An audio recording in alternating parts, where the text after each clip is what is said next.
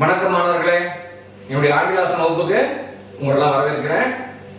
என்னுடைய அறிமுக வகுப்பு, அதாவது இன்ட்ரோடக்ஷன் கிளாஸ் நீங்கள் பார்த்துருப்பீங்க. நான் அதில் வந்து இங்கிலீஷ் கிளாஸ் எப்படி இருக்கும், நான் எப்படி நடத்துவேன், நீங்கள் எப்படி புரிஞ்சுக்கணும், இதெல்லாம் சொல்லி கொடுத்தேன் இல்லையா? அதெல்லாம் பார்த்துருப்பீங்கன்னு நினைக்கிறேன். இப்போ நம்ம வந்து முதல் வகுப்புக்கு நேரடியாக போகணும். இந்த வகுப்பில் நாம் சிம்பிள் ப்ரெசன்ட் டென்ஸ் அப்போ நான் நின்று கற்றுக்க போகிறோம்.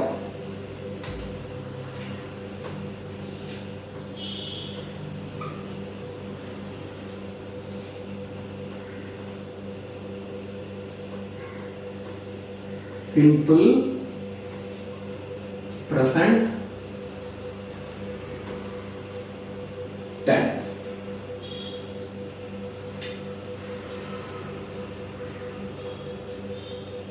Simple present tense. Simple present tense என்ன புரிஞ்சுக்கிறதுக்கு நம்ம சிம்பிளா ஒரு எக்ஸாம்பிள் எடுக்கலாம். வாழ்க்கையில அடிக்கடி பேசக்கூடிய ஒரு வாக்கியம் தான், என் பெயர்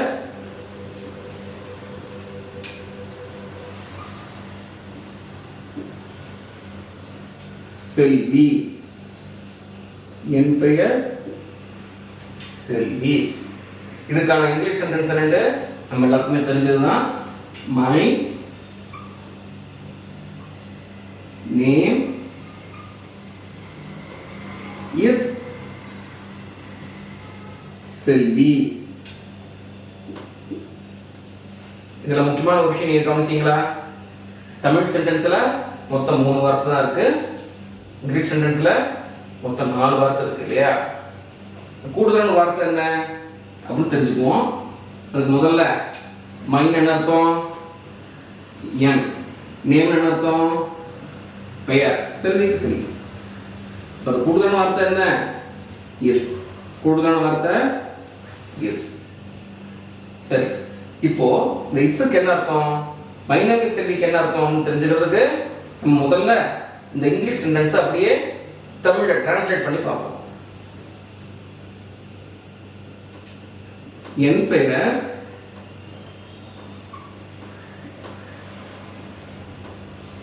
செல்வியாக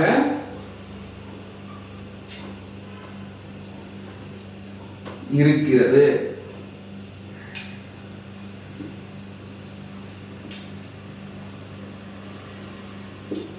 என் பெயர் செல்வியாக இருக்கிறது. இப்போ வந்து என் பெயர் செல்வியாக இருக்கிறதுன்னு ஒரு வித்தியாசமா இருக்கு இல்லையா? நம்ம 99% என் பெயர் செல்வின்னு தான் பேசுவோம்.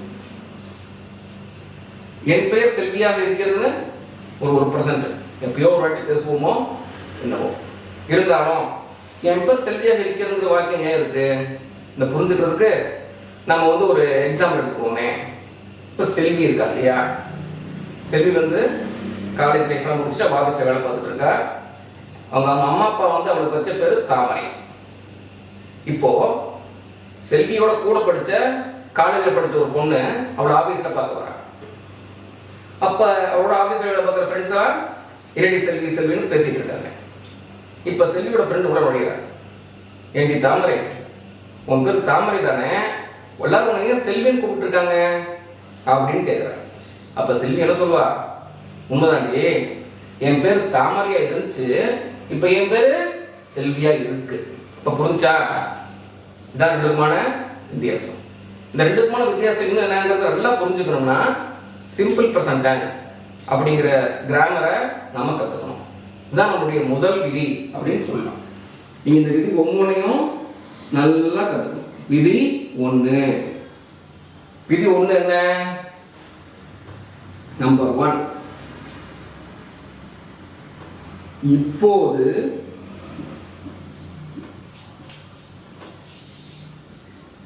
அல்லது இந்த வினாடியில்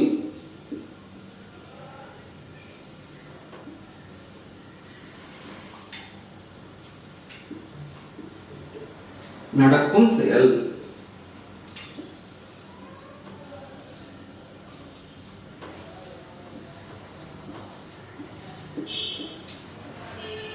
இப்போது இந்த வினாடியில் நடக்கும் செயல்.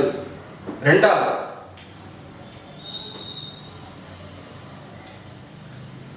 பொதுவாக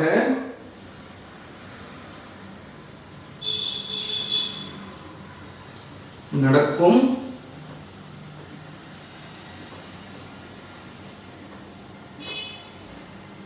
செயல். பொதுவாக நடக்கும் செயல். இதான் விதி ஒன்று. சரி, இப்போது நடக்கும் செயல்ங்கிறது நம்ம எல்லாருக்கும் தெரிஞ்சிருக்கலாம்.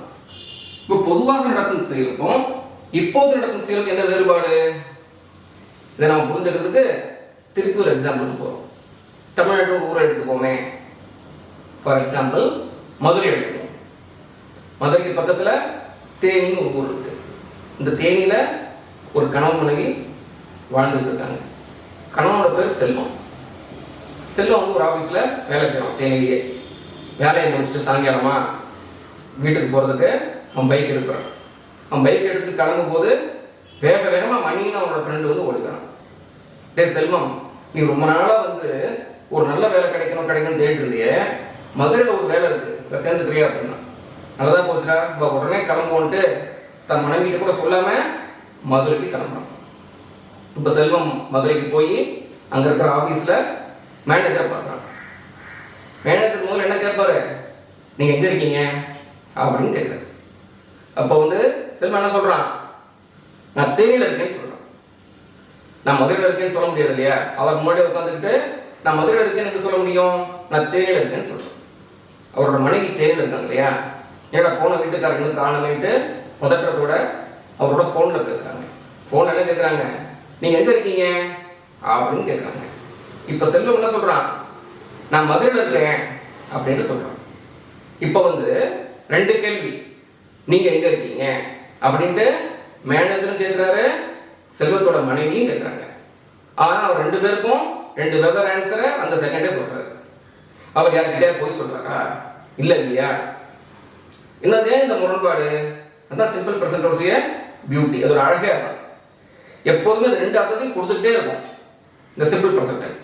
நான் சென்னையில் இருக்கேன்னா இப்போ நான் சென்னையில் இருக்கேங்கிற அர்த்தம் இருக்கும், நான் பொதுவாக சென்னையில் இருக்கேங்கிற அர்த்தமும் இருக்கும். இந்த ரெண்டு அர்த்தம் சிம்பிள் ப்ரெசன்டென்ஸில் எப்போதும் வந்துக்கிட்டே இருக்கும். சரி, இதை வச்சுக்கிட்டு இதை புரிஞ்சுக்கலாம்னு சொன்னீங்களே, எப்படின்னு பார்ப்போம். இப்போ இந்த ரெண்டு வாக்கியங்கள் இருக்கு இல்லையா? இந்த ரெண்டு ரூலையும் இதோட எப்படி மேட்ச் பண்ணுவீங்க, எப்படி பொருத்தி பார்ப்பீங்க? கொஞ்சம் யோசிச்சு பாருங்க. பாஸ் பண்ணிட்டு யோசிங்க. நான் ஆன்சர் சொல்றேன். நம்பர் 1 இருக்கு இல்லையா?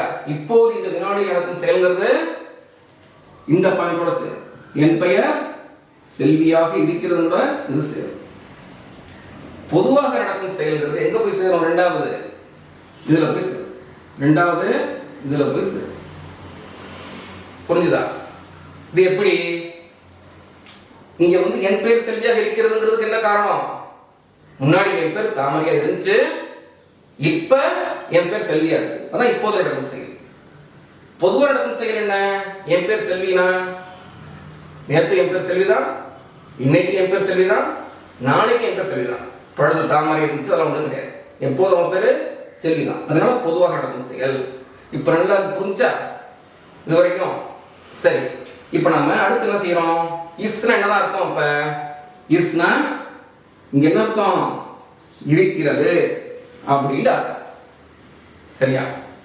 இதை நம்ம இருங்கிறத மட்டும் எடுத்துக்கிறோம். இரு அப்படிங்கிறத மட்டும் எடுத்துக்கிறோம். ஏன் இருங்கிறத எடுத்துக்கிறோம்? இஸ்னா வந்து இருக்கிறதுன்னு இருக்கலாம், இருக்கிறான்னு இருக்கலாம், இருக்கிறான்னு இருக்கலாம், என்னன்னு தெரியாது இல்லையா? அதனால வந்து நம்ம தமிழ் என்ன சொல்றது வழக்கம்? பொதுவா ஒரு கமெண்டா சொல்றது வழக்கம். அதனால இரு அப்படிங்கிறத எடுத்துக்கிறோம். இருனா இங்கிலீஷ் என்ன அர்த்தம்? பி அப்படின்னு அர்த்தம். பி இதுதான் நம்முடைய பொது விஷயம். Be verb, be verb.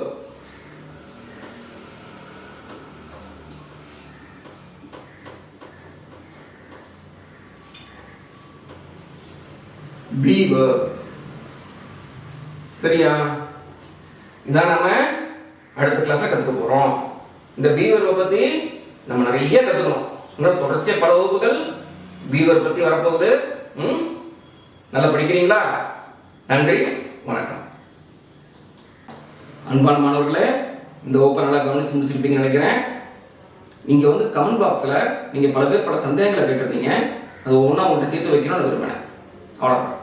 நான் நடத்துகிற விதி இருக்கு இல்லையா, அந்த விதியை இந்த நிகழ்ச்சி முடிஞ்ச உடனே இந்த வீடியோட கடைசியில் ஸ்லைடாக போட்டிருப்போம்.